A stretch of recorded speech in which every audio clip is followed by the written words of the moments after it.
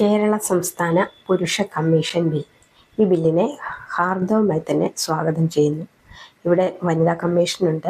സ്ത്രീകൾക്കെതിരെ നടക്കുന്ന മാനസികവും ശാരീരികവുമായ അതിക്രമങ്ങളെ ചോദ്യം ചെയ്യാനും അവർക്ക് നീതി വാങ്ങിക്കൊടുക്കാനുമല്ല. എന്നാൽ സ്ത്രീയിൽ നിന്നും അനീതി ഏറ്റുവാങ്ങേണ്ടി വരുന്ന പുരുഷന്മാർക്ക് വേണ്ടിയിട്ട് ഇവിടെ കമ്മീഷൻ ഇല്ല, ഒരു സർക്കാർ സംവിധാനങ്ങളില്ല, യാതൊന്നുമില്ല.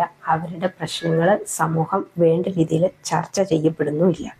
നിയമങ്ങളെല്ലാം സ്ത്രീക്ക് അനുകൂലമായതുകൊണ്ട് തന്നെ പലപ്പോഴും ആ നിയമങ്ങൾ ദുരുപയോഗം ചെയ്യപ്പെടുകയാണ് ചെയ്യുന്നത്. പല സ്ത്രീകളും വിവാഹം കഴിഞ്ഞ് പുരുഷൻ്റെ വീട്ടിലേക്ക് പോകുന്നത് അവർ ജീവിക്കാൻ വേണ്ടിയല്ല, മറ്റെന്തൊക്കെയോ ലക്ഷ്യത്തോടു കൂടി പോകുന്നതായിട്ടാണ് നമുക്ക് പലപ്പോഴും തോന്നുന്നത്.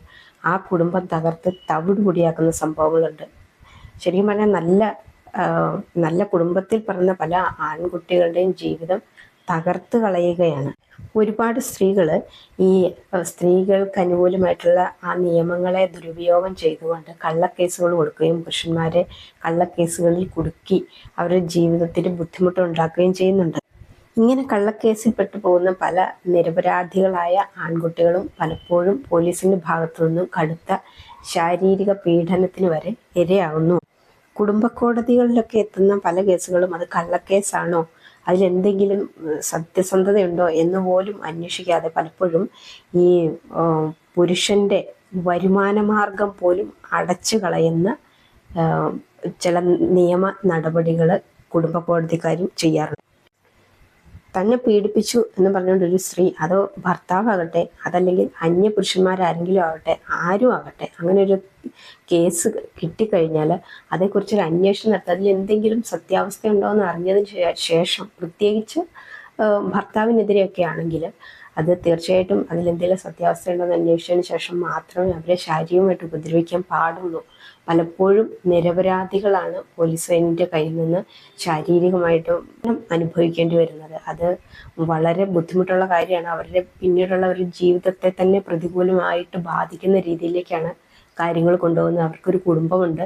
ഒരുപക്ഷെ ഈ കേസ് കൊണ്ട് കൊടുക്കുന്ന പെൺകുട്ടിക്ക് അവൻ്റെ കൂടെ ജീവിക്കാൻ താല്പര്യമില്ലായിരിക്കും, അവർക്ക് മറ്റെന്തെങ്കിലും ആയിരിക്കും അവരുടെ താല്പര്യങ്ങൾ.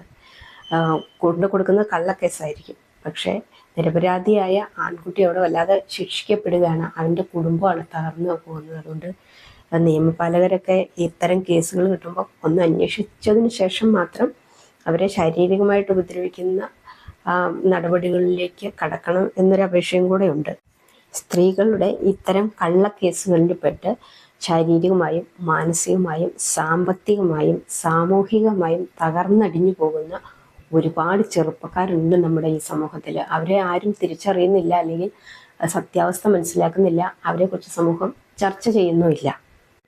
സ്ത്രീകൾ പീഡന പരാതി കൊടുക്കുന്നത് കള്ളക്കേസാണ് കൊടുക്കുന്നത് എന്ന് തെളിഞ്ഞു കഴിഞ്ഞാൽ അവരെ മാതൃകാപരമായി ശിക്ഷിക്കാനുള്ള സംവിധാനം നമുക്കുണ്ടാവണം.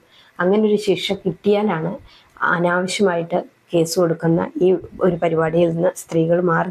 തീർച്ചയായും പുരുഷനും നീതി വേണ്ടതാണ്. അതുകൊണ്ട് ഇങ്ങനെയൊരു പുരുഷ കമ്മീഷൻ സംവിധാനം കൊണ്ടുവന്നതിൽ എൻ്റെ അണിയറ ശില്പികൾക്കെല്ലാം എൻ്റെ നന്ദി അറിയിക്കുന്നു എന്ന് വേണം പറയാൻ. കാരണം ഒരുപാട് കുടുംബങ്ങൾ ഒത്തിരി മാനസികമായ സംഘർഷങ്ങളിൽ നിന്ന് രക്ഷപ്പെടാൻ ഈ ഒരു സംവിധാനത്തിന് കഴിയുമെങ്കിൽ, നിരപരാധികളെ രക്ഷിക്കാൻ കഴിയുമെങ്കിൽ തീർച്ചയായിട്ടും